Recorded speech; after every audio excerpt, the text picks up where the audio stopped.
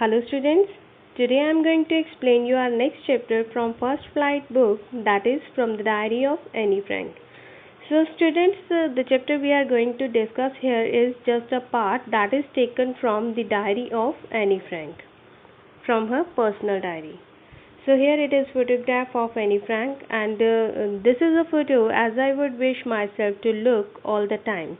Then I would maybe have a chance to come to Hollywood. So from this photograph or from this wording, we can just guess that Annie Frank was interested to work in Hollywood, and this is a photo as she wished to look all the time. So this photograph was clicked on 10th October 1942. Anneliese Mary, or Annie Frank, was a German-born Jewish girl who wrote while in hiding with her family and 4 friends in Amsterdam during the German occupation of the Netherlands in World War II. So first of all, the lifespan of Annie Frank is told here, 12th June 1929 to March or February 1945. That means she just remained alive only for 15 years, approximate 15 years. So she was a German born Jewish girl. उसका birth जो था Germany में हुआ था, and she belonged to Jews, and she wrote her diary while she was living in a hiding. जब वो छिप के रह रही थी अपनी फैमिली के साथ, और साथ में 4 फ्रेंड्स थे. दैट मीन्स एक टाइम पे ये जो उसने जो डायरी लिखी वो कब लिखी, जब when she was living in hiding, जब वो अपनी फैमिली और 4 फ्रेंड्स के साथ एम्स्टरडैम में छिप कर रह रही थी. अब वो क्यों छिप कर रह रहे थे? Because during the German occupation of the Netherlands in world war II, क्योंकि वर्ल्ड वॉर II चल रहा था और जो नाजीज का हेड था हिटलर, वो सारे जर्मनी पे उस ऑक्यूपाई कर रहा था, अपना रूल कर रहा था वहाँ पे. तो उसका जब जर्मनी पे हिटलर का रूल हो गया, नीदरलैंड्स को भी उसने ऑक्यूपाई कर लिया, तो उस टाइम पे at the time of world war they had to just move to Amsterdam. Netherland छोड़ के एम्स्टरडैम में रहना पड़ा अपनी फैमिली और 4 फ्रेंड्स के साथ. जब वो छिप कर रह रही थी तब की ये बात है, तब उसने ये डायरी लिखी थी. अब जो हिटलर था वो ज्यूज़ के साथ हेट करता था, एंड वो ज्यूज़ को ढूंढ कर टॉर्चर करके उनको मार रहा था. सो जो ऑल ज्यूज़ जो थे, जो भी ज्यूइश पीपल थे, वो लोग वहाँ से अपनी जान बचाकर कहीं और छिप कर रह रहे थे. So that's why the family of Anne Frank was also living in hiding. Her family had moved to Amsterdam after the Nazis gained power in Germany. अब क्या हुआ, जो उसकी फैमिली एम्स्टरडैम में कब गई थी? After the Nazis gained power in Germany, जब नाजीज का रूल हो गया, जब नाजीज ने जर्मनी के ऊपर भी अपनी पावर गेन कर ली, तो उसके बाद उसकी फैमिली जो थी एम्स्टरडैम में शिफ्ट हुई थी. But they were trapped when the Nazi occupation extended into Netherlands. But वहाँ पे भी वो ट्रैप हो गए, मतलब उनका पता चल गया कि वो वहाँ पे छिप कर रह रहे हैं. कब? जब नाजीज का जो ऑक्यूपेशन, दैट मीन्स नाजीज का जो रूल था वो नीदरलैंड्स पे भी एक्सटेंड कर गया. मतलब धीरे धीरे जो उन्होंने अपनी पावर जो थी अलग अलग जगह पे फिर एक्सटेंड करनी शुरू की नाजीज ने. तो हिटलर का जब वहाँ पे भी रूल हो गया, नीदरलैंड्स में भी हिटलर ने अपने कब्जे में ले लिया, ऑक्यूपाई कर लिया नीदरलैंड्स को भी. तो उस टाइम पे ये लोग जो थे पकड़े गए कि वो वहाँ पे जो छिप के रह रहे थे. As persecutions against the Jewish population increased, the family went into hiding in July 1942 in hidden rooms in her father Otto Frank's office building. अब वहाँ पे भी जैसे नीदरलैंड्स में भी पता चल गया कि ये लोग वहाँ छिप कर रह रहे हैं, तो उसके बाद इन्होंने फिर से अपनी जैसे जगह चेंज की. जैसे जैसे परसिक्यूशन, दैट मीन्स किलिंग और टॉर्चर बढ़ रहा था ज्यूइश पॉपुलेशन के अगेंस्ट, तो ये जो फैमिली थी ये हाइडिंग प्लेस में चली गई 1942 में. और वहाँ पे एक बहुत ही छिपे हुए कमरे, लाइक कोई स्टोर, लाइक कोई रूम होगा जिसका किसी को पता नहीं था. तो जो इनके फादर के एनी के फादर जो ऑटो फ्रैंक हैं, उनके जो वहाँ पे ऑफिस था, और ऑफिस में कोई हिडन रूम्स थे, वहाँ पे ये छिप कर रहने लगे. After 2 years in hiding, the group was betrayed and transported to concentration camp system where Annie died of typhus in Bergen-Belsen within days of her sister Margaret Frank. So after 2 years in hiding, that means जहाँ पे वो office building थी, office building में hidden rooms थे, वहाँ पे ये लोग 2 साल के लिए रहे and the group was betrayed. Betrayed means cheated. तो इनके साथ किसी ने चीट किया, मतलब कोई अपना ही पर्सन था इनका जिसको पता चल गया कि वो यहाँ छिप के रह रहे हैं और उसी ने इनको धोखा दिया. सो दिस ग्रुप वॉज, अब ये ग्रुप का क्यों बोला गया यहाँ पे, because the family of any, that means 4 members from Annie's family plus 4 members कोई और थे इनके फैमिली फ्रेंड्स. तो ये लोग वहाँ पे रह रहे थे, तो कोई अपने ही इनके पर्सन ने, जिनके जानने वाले ने इनको धोखा दिया और कंसंट्रेशन कैंप में इनको फिर उसके बाद ट्रांसपोर्ट कर दिया गया. इनको वहाँ से ले जाके कंसंट्रेशन कैंप में ले जाया गया वेयर एनी डाइड, जहाँ पे एनी की डेथ होगी टाइफस के कारण. और टाइफस क्या होता है, एक बैक्टीरियल इन्फेक्शन होता है. और कहाँ पे, ये बर्जन-बेल्सन में. Version-Belsen is the name of concentration camp. अब कंसंट्रेशन कैंप क्या है, चलो पहले इस लाइन को कंप्लीट करते हैं. Version-Belsen with in days of her sister, with in days of her sister, that means अपनी सिस्टर के कुछ ही दिन के बाद, जो उसकी सिस्टर मार्गरेट फ्रैंक थी, दैट मीन्स जब उसकी डेथ हुई तो उसके कुछ ही दिन के बाद एनी की भी डेथ हो गई टाइफस के कारण बर्जन-बेल्सन कैंप में. अब ये version-Belsen is the name of concentration camp. और कंसंट्रेशन कैंप वो होते हैं जहाँ पे लाइक हिटलर ने कुछ एक कैंप्स प्रॉपर बना दिए थे, कुछ एक जगह बनाई थी, एक बिल्डिंग है जहाँ पे ज्यूज़ को जहाँ से भी ज्यूज़ की इंफॉर्मेशन मिलती थी वहाँ से उनको लाके इस कंसंट्रेशन कैंप में रखा जाता था और वहाँ पे इनके साथ अलग अलग तरह से टॉर्चर किया जाता था. कहीं कुछ इस तरह के कैंप बनाए थे जहाँ पे जहरीली गैस छोड़ी जाती थी, कहीं पे मार पिटाई होती थी और कहीं पे ऐसा होता था जैसे बहुत ही ज़्यादा सर्दी में लकड़ी के ऊपर इनको सोना होता था और जो इनके ऊपर चादर ओढ़ने के लिए इनको शीट दी जाती थी वो पूरी कीड़ों से भरी होती थी, वॉर्म्स के साथ फुल होती थी. तो इस तरह से जो बर्जन-बेल्सन कैंप में एनी को रखा गया, तो वहाँ पे जो इनके साथ जो ट्रीटमेंट था बहुत ही ज़्यादा पुअर था. कुछ खाने के लिए अच्छा नहीं दिया जाता था, गंदा सा रॉटन सामान दिया जाता था खाने के लिए और इनको लकड़ियों के ऊपर बहुत ही ज़्यादा ठंड में सुलाया जाता था एंड जो शीट ओढ़ने के लिए दी जाती थी वो फुल ऑफ वॉर्म थी. तो उस वॉर्म के कारण, जो कीड़ों वाली शीट दी जाती थी उसके कारण इसको एनी को टाइफस हो गया, दैट इज़ बैक्टीरियल इन्फेक्शन. तो उस वजह से इसकी डेथ होगी with in days of her sister. तो अपनी सिस्टर के मरने के बाद, मतलब उनकी सिस्टर भी उसी कैंप में उनके यानी के साथ थी. Her father Otto, the only survivor of the group, returned to Amsterdam after the war ended. और जब वॉर ख़त्म हो गया तो उसके जो फादर थे यानी के ऑटो फ्रैंक, तो वही बचे थे सारे ग्रुप में से. तो वो वापस, बाकी सबकी डेथ हो गई थी और वापस वो वहाँ पे आए जहाँ एम्स्टर्डम में वो छिप कर रह रहे थे. तो कुछ ये देखने के लिए कि कहीं कुछ अपनी फैमिली को ढूंढते हुए कि शायद कोई उनकी फैमिली का मेंबर कोई ज़िंदा हो. तो and to find that her diary had been saved. और वहाँ पे जब वो एम्स्टर्डम में वापस आते हैं उसके फादर, तो उन्हें क्या मिलता है, उसकी डायरी, जो कि सिर्फ एक डायरी ही थी एनी फ्रैंक की, जो वहाँ पे बची हुई थी. बाकी उनको कोई भी कुछ नहीं मिला, कोई भी अपनी फैमिली का पर्सन उन्हें नहीं मिल पाया. Convinced that it was a unique record, he took action to have it published in English under the name The Diary of a Young Girl. तो यही सोचते हुए कि चलो कुछ तो है कि जो एक रिकॉर्ड, यूनिक रिकॉर्ड, जो एक अकेली ही चीज़ जो उनके पास थी वो डायरी थी अपनी बेटी की.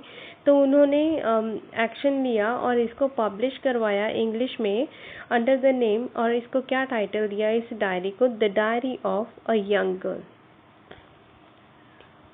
The diary was given to Anne Frank for her 13th birthday and chronicles the events of her life from 12 June 1942 until its final entry of 1st August 1944. अब इस डायरी में क्या था, ये डायरी कब दी गई थी एनी फ्रैंक को? उसके 13th बर्थडे पर। And the chronicles the events, और जो अकॉर्डिंग टू टाइम, जो उनके टाइमली जो इवेंट्स इस डायरी में मेंशन थे वो कब कब से कब तक थे, फ्रॉम 12 जून 1942 से लेके जो फाइनल एंट्री, जो लास्ट एंट्री थी इस डायरी की, वो थी 1 अगस्त 1944। It was eventually translated from its original Dutch into many languages and became one of the world's most widely read books. So here it was originally written in Dutch language.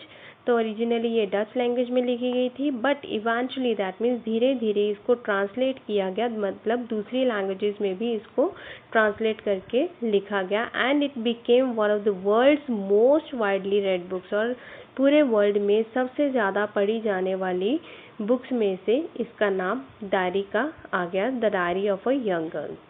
तो that means बहुत सारे लोगों ने उसकी इस diary को पढ़ा। There have also been several films, television and theatrical productions and even an opera based on the diary.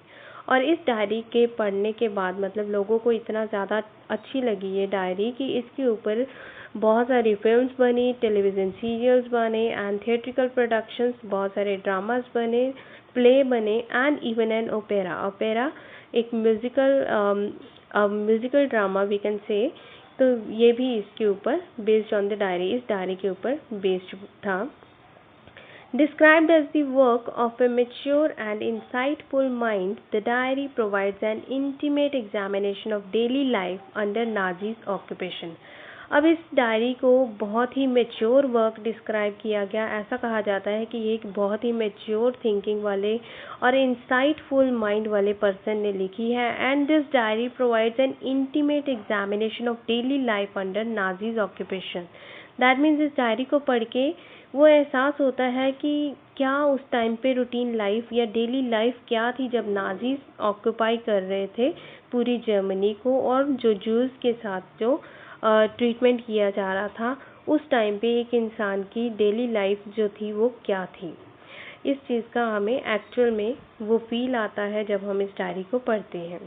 Any Frank has become one of the most renowned and discussed of the holocaust victims. अब holocaust victims क्या होते हैं? Mass under of that is the mass destruction, that means जो mass murder of Jews under the German और Nazis regime और Nazis rule. Nazis के rule में जो जर्मन के लोगों को ज्यूज को, जर्मनी जब नाजीज का रूल था, लाइक हिटलर का रूल था, तो वो ज्यूज को जिस तरह से टॉर्चर करके मार रहा था, तो उस चीज़ को होलोकॉस्ट विक्टिम्स कहा गया है। That means mass murder of Jews under the rule of Nazis. Nazis के रूल में जो मास मर्डर, मास मीन्स बहुत ज़्यादा कलेक्टिव लोगों की एक ही साथ जैसे मर्डर करना, जैसे मैंने बताया कि कंसंट्रेशन कैंप में लोगों को, ज्यूज़ को रखा जाता था और उनको टॉर्चर किया जाता था, तो उस चीज़ को यहाँ पे होलोकॉस्ट विक्टिम कहा जा रहा है। और एनी फ्रैंक जो है she has become one of the most renowned and discussed. और एनी फ्रैंक जो है इन सब होलोकॉस्ट विक्टिम्स में से एक ऐसी पर्सन है जिसको सबसे ज़्यादा फेम मिला है और जिसको सबसे ज़्यादा डिस्कस किया जाता है। So here are chapter comes to starting.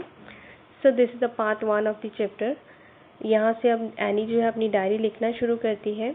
Writing in a diary is a really strange experience for someone like me. Now Annie is saying कि एक डायरी में लिखना मेरे लिए बहुत ही ज़्यादा स्ट्रेंज एक्सपीरियंस है, बहुत ही ज़्यादा अजीब सा एक्सपीरियंस है। फॉर समवन लाइक मी, किसी के लिए भी एक डायरी में कुछ लिखना बहुत ही अजीब सा एक्सपीरियंस है, जिस तरह के मेरे लिए। Not only because I have never written anything before, but also because it seems to me that later on neither I nor anyone else will be interested in the musings of a 13-year-old schoolgirl. अब वो कह रही है कि इतना strange experience diary को लिखने में इसलिए नहीं है क्योंकि मैंने कभी पहले कुछ लिखा नहीं है, इसलिए ऐसा नहीं है, बट वो इसलिए कि ये मुझे ऐसे लगता है कि बाद में कभी, लेटर ऑन मीन्स बाद में कभी, neither I nor anyone else, ना तो मैं और ना ही कोई और इंसान, will be interested in the musings of 13-year-old school girl, कि ना तो मैं खुद इस डायरी को दोबारा पढ़ने में इंटरेस्टेड होंगी जो कि एक 13 ईयर ओल्ड स्कूल गर्ल ने लिखी है, और ना ही कोई और इंटरेस्टेड होगा एक 13 साल की लड़की के थॉट्स को पढ़ने में। Oh well, it doesn't matter. चलो फिर भी कोई बात नहीं। I feel like writing and I have an even greater need to get all kinds of things off my chest.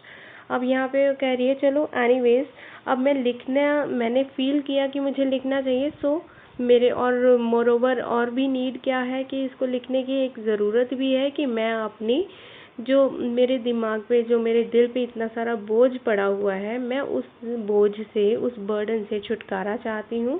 So that's why I feel like writing. तो इसलिए मैं ये डायरी लिखना चाह रही हूँ। Things off my chest. अब यहाँ पे जो लिखा है थिंग्स ऑफ माई चेस्ट, इसका मतलब ये है कि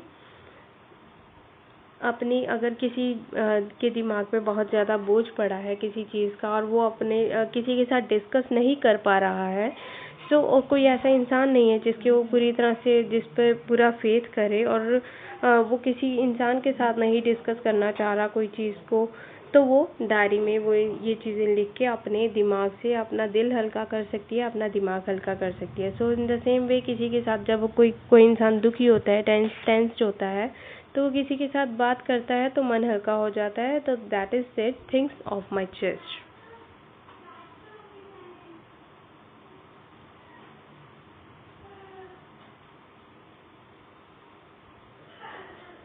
Paper has more patience than people. I thought of this saying on one of those days when I was feeling a little depressed and was sitting at home with my chin in my hands, bored and listless, wondering whether to stay in or go out. Now she is saying कि paper has more patience than people, और दूसरी बात वो अपने आप को convince कर रही है यानी ये कह के कि जो पेपर है उसमें ज़्यादा पेशेंस होती है रादर देन पीपल। की लोग तो कई बार चीज़ को ध्यान से सुनते हैं और कई बार नहीं सुनते, बट जो पेपर है वो उस पर तो जो मर्जी लिखे चलो, वो तो ऑब्वियसली उसके ऊपर तो हम लिख ही सकते हैं, और वो तो इससे लिखने की भार को सह ही सकता है। तो सेम वे कि अगर कोई इंसान तो चाहे ऊब जाए किसी की बातें सुन सुनकर, बट पेपर ऐसे कभी नहीं उगता। So paper has more patience. I thought of this saying. अब वो कह रही है कि एनी इज सेइंग कि उन्होंने इस चीज़ को तब सोचा जब वो एक दिन बहुत ही डिप्रेस्ड सा फील कर रही थी और अकेली घर पे बैठी थी, और अपनी चिन को अपने दोनों हाथों में लिया था, as you can see in the picture, and she was feeling very bored and listless. Listless means lack of energy. She was feeling very lack of energy in herself and she was wondering whether to stay in or go out. और वो इस चीज़ को सोच रही थी क्या उसे घर पे रहना चाहिए या फिर बाहर जाना चाहिए। I finally stayed where I was brooding. Yes, paper does have more patience, and since I am not planning to let anyone else read this stiff-backed notebook, grandly referred to as diary. So I finally stayed where I was. तो finally मैं वहीं पर रही जहाँ मैं थी। That means where she was, जहाँ वो हाइडिंग प्लेस में थी वो वहीं पर रही। उन्होंने ये फाइनली डिसाइड किया कि मुझे यहीं रहना चाहिए। और ब्रूडिंग मीन्स होता है किसी चीज़ के ख्याल में, किसी थॉट्स में बहुत ज़्यादा डीपली उसके बारे में सोचना। Yes, paper does have more patience. और उन्होंने ये सोचा, एनी ने ये सोचा कि हाँ पेपर में ज़्यादा पेशेंस है। Paper and since I am not planning to let anyone else read this stiff backed notebook. अब स्टिफ बैग मीन्स जिसकी हार्ड बाइंडेड होती है, हार्ड बाइंडिंग होती है, गत्ते की बाइंडिंग जिसे हम बोलते हैं। So she is of the view now. बहुत ज़्यादा सोचने के बाद उनको ये लगा कि पेपर में बहुत ज़्यादा पेशेंस है, और now I would not let anyone else read this stiff backed notebook, grandly referred to as diary. और ये जो जिसमें स्टिफ बैग्ड नोटबुक में मैं जो लिख रही हूँ, मैं किसी को अलाउ नहीं करूँगी इसको पढ़ने के लिए। एंड इस स्टिफ बैग्ड नोटबुक को, इस हार्ड बाइंडिंग वाली नोटबुक को क्या कहा जाता है? ग्रैंडली मीन्स बहुत शान से, जिसे डायरी कहा जाता है। Diary means personal diary. Unless I should ever find a real friend, it probably won't make a bit of difference. Now she is saying कि जब तक मुझे एक अच्छी फ्रेंड नहीं मिलती, एक रियल फ्रेंड नहीं मिलती, it probably won't make a bit of difference. That means तब तक ये जो डायरी है वो मेरी फ्रेंड बन के रहेगी, और इस फ्रेंड और डायरी में कोई डिफरेंस नहीं होगा। Now I am back to the point that prompted me to keep a diary in the first place. I don't have a friend. अब शी इज सेइंग कि मैं अब वापस पॉइंट पे आती हूँ कि जिस दैट प्रॉम्प्टेड मी, जिसने मुझे फोर्स किया कि एक डायरी को लिखने के लिए और डायरी को फर्स्ट प्लेस में रखने के लिए, जिस ख्याल ने मुझे फोर्स किया, और वो ये है कि I don't have a friend, कि मेरी कोई फ्रेंड नहीं है। इस वजह से मैंने ये डायरी लिखना जो है शुरू किया है, अपनी पर्सनल फीलिंग्स को शेयर करना, पेपर पे शेयर करना शुरू किया है।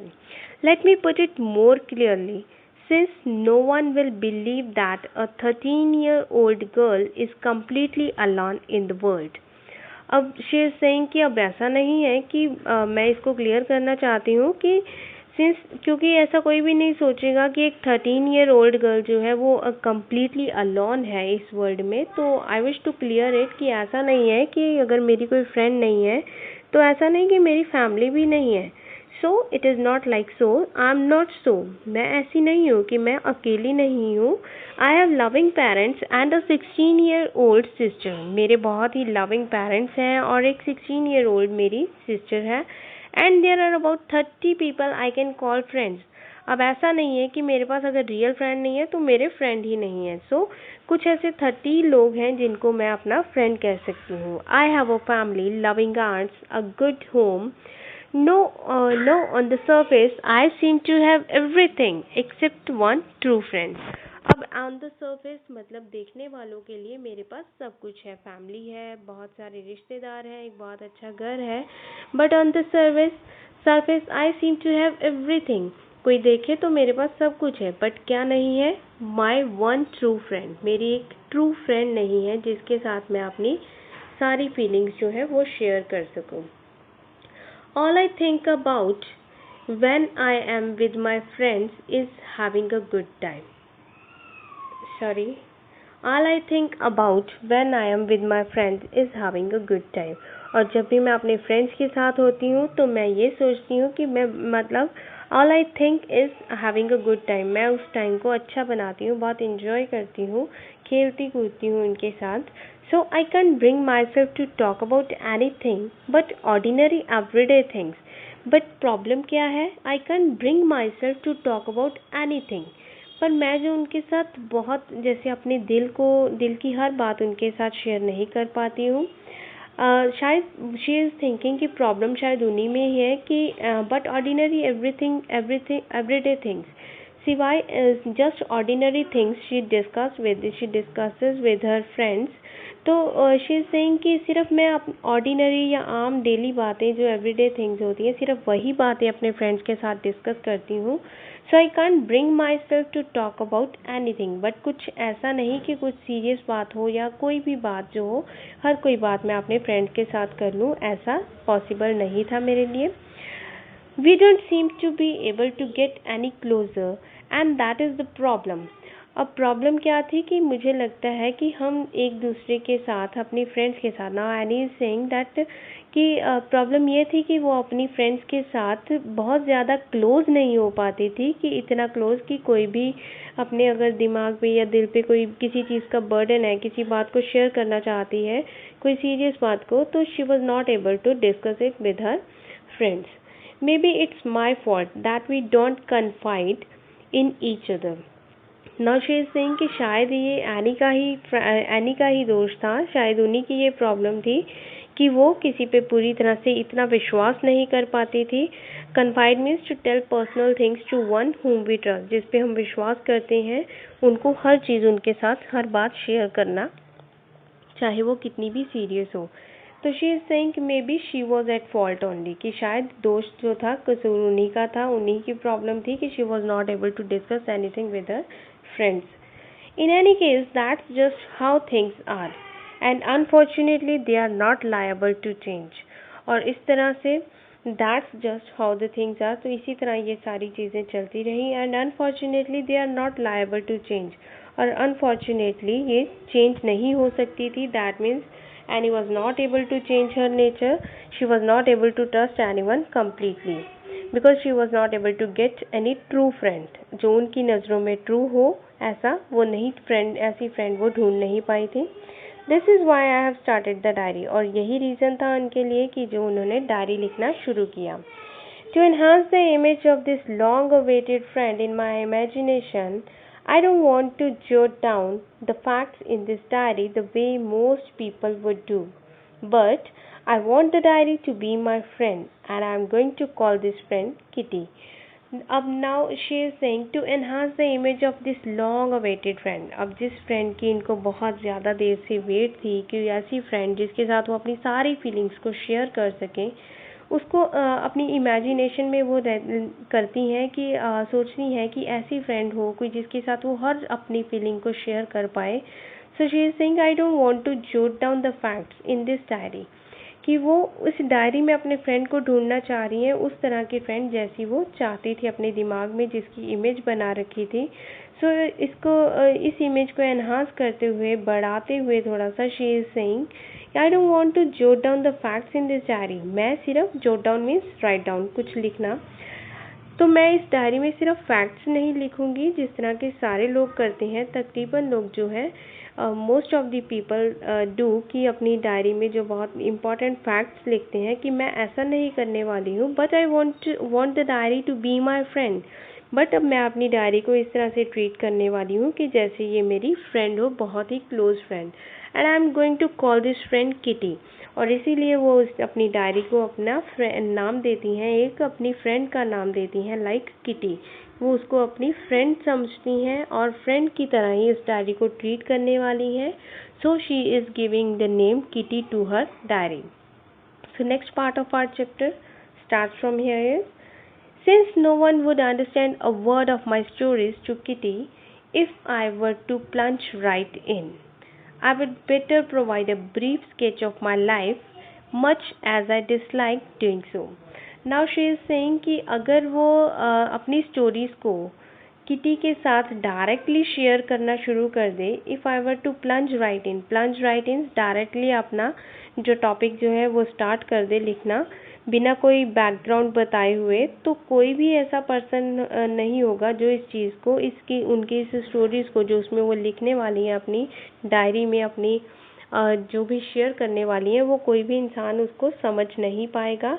सो I would better provide a brief sketch of my life. So it would be better कि मैं अपनी लाइफ का पूरा ब्रीफ स्केच जो है, बैकग्राउंड है, ब्रीफली उसको बहुत एक छोटे से वे में, एक स्मॉल वे में उसको मैं डिस्क्राइब करूँ, much as I dislike doing so, चाहे मुझे ऐसा करना अच्छा नहीं लगता. My father, the most adorable father I have ever seen, didn't marry my mother until he was 36 and she was 35.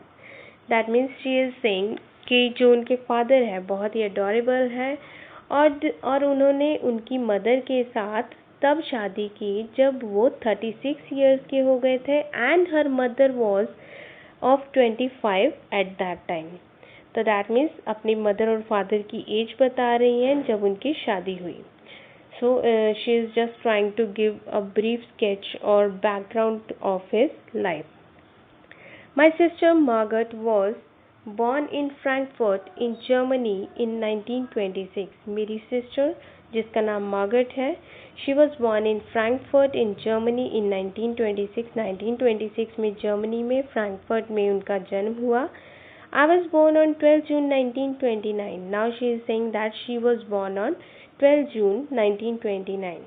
I lived in Frankfurt until I was 4, and till the age of 4 years Annie lived in Frankfurt. My father emigrated to Holland in 1933, and her father emigrated. Emigrated means leave one's country to settle in any other country. तो वो Frankfurt छोड़ के, वो अपनी country छोड़ के वहाँ से कहाँ चले गए? हॉलैंड. जब उसके फादर जो 1933 में हॉलैंड शिफ्ट हो गए, My mother, Edith Hollander Frank, went with him to Holland in September, while Margaret and I were sent to Aachen, a city in London, to stay with our grandmother. अब उसके mother और जो father, Anne के mother and father, they shifted to Holland in 1933 in September, and Margaret as well as Annie Frank, they were sent to Aachen, that is a city in London, to stay with their grandmother. Margaret went to Holland in December and I followed in February. तो Margaret जो है वो उसको Holland वो चलेगी Holland दिसंबर में and उसके बाद फरवरी में जो नेक्स्ट ईयर फरवरी आई तो तब एनी को वहाँ पे ले जाया गया. When I was plunked down on the table as a birthday present for Margaret. अब फरवरी में मे बी जो मार्गरेट का बर्थ है वो फरवरी में था तो फरवरी में उसको एनी को वहाँ पे ले जाया गया हॉलैंड में और उसको प्लंक्ड डाउन मीन्स एक जैसे she was just little baby और लिटिल किड तो उसको टेबल के ऊपर ऐसे ही लेटा दिया गया as a birthday present for Margaret और मार्गरेट को बोला गया ये तुम्हारा बर्थडे प्रेजेंट है. I started right away at Montessori Nursery School. I stayed there until I was 6, at which time I started in the first form. अब she is saying कि उनकी जो स्टार्टिंग थी स्टडी की वो कैसी हुई. उन्होंने स्टार्टिंग में मॉन्टेसरी नर्सरी स्कूल में एडमिशन लिया and she stayed there until she was 6. That means 6 years तक वो उसी स्कूल में रही. At which time I started in the first form और फिर उन्होंने अपनी फर्स्ट फॉर्म जो that means first form means first class में एंट्री की when she was 6. She was of 6 years. In the 6th form my teacher was Mrs. Kuperus, the head mistress. और 6th standard में उनकी जो teacher थी वो थी मिसेस क्यूपरस जो कि हेड मिस्ट्रेस थी स्कूल की.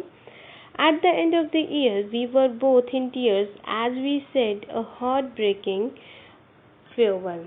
और जब पूरा ईयर सेशन ख़त्म हो गया सेशन एंड हुआ तो उसके बाद उसको नेक्स्ट क्लास में जाना था एनी को तो वो बहुत ही ज़्यादा जब उनकी सेपरेशन हुई दैट मीन्स वो बहुत ज़्यादा प्यार पड़ गया था आपस में बहुत ज़्यादा फ्रेंडली हो गई थी मिसेस क्यूपेरस एंड एनी. तो जब उनका सेशन एंड हुआ सिक्स क्लास की जब एंडिंग हुई तो शी इज़ सेइंग कि दे वर दे अनहैप्पी और sad at the time of farewell and they had heartbreaking farewell. But बहुत ज़्यादा दुखी दिल के साथ वो एक दूसरे से सेपरेट हुई. In the summer of 1941, Grandma fell ill and had to have an operation, so my birthday passed with little celebration. अब समर में 1941 में क्या हुआ समर सीजन था तो ग्रैंडमा जो थी वो बहुत ज़्यादा बीमार हो गई यानी कि ग्रैंडमा तो and she also had to have an operation और उनका ऑपरेशन हुआ सर्जरी हुई. सो इस वजह से एनी का जो बर्थडे है वो सेलिब्रेट नहीं हो पाया. Little celebration means that means no celebration. Grandma died in January 1942 और ग्रैंडमा की डेथ होगी 1942 में. And no one knows how often I think of her and still love her. और किसी को नहीं पता था कि एनी जो अपनी दादी को अपनी ग्रैंडमा को कितना याद करती है और अभी भी उनसे कितना प्यार करती है. This birthday celebration in 1942 was intended to make up for the other. अब लास्ट ईयर 1941 में जैसे एनी के बर्थडे पे कोई सेलिब्रेशन नहीं हुई थी तो 1942 में सेलिब्रेट किया गया एनी का birthday to make up for the other. To make up for the other that means कि जो पिछले वाला बर्थडे नहीं मनाया गया था उसकी कमी को पूरा करने के लिए 1942 में बर्थडे मनाया गया एनी का. And grandma's candle was lit along with the rest और ग्रैंडमा के नाम की कैंडल भी वहाँ पे उस बर्थडे केक पे जलाई गई. The four of us are still doing well and that brings me to the present date of 20 June 1942 and the solemn dedication of my diary. Now she is saying कि four of us that means Margaret, mother and father and Annie herself. तो ये चारों जो family members हैं अभी भी बहुत अच्छे से रह रहे थे. And that brings me to the present date of 20 June और उस वजह से जैसे वो बहुत अच्छे से रह रहे हैं एंड दैट इज़ वाई कि अब वो प्रेजेंट डेट दैट मीन्स 20 जून 1942 पे आई है कि जब वो डायरी लिखना उन्होंने शुरू किया तो and the solemn dedication of my diary कि इसी वजह से मैं आज 20 जून 1942 को अपनी डायरी जो है पूरी डेडिकेशन के साथ लिखना स्टार्ट कर रही हूँ. सो with this our chapter second part of our chapter comes to an end. So we'll start with the third part of the same chapter in our next video. I hope you have well understood the chapter. Thank you and have a nice day.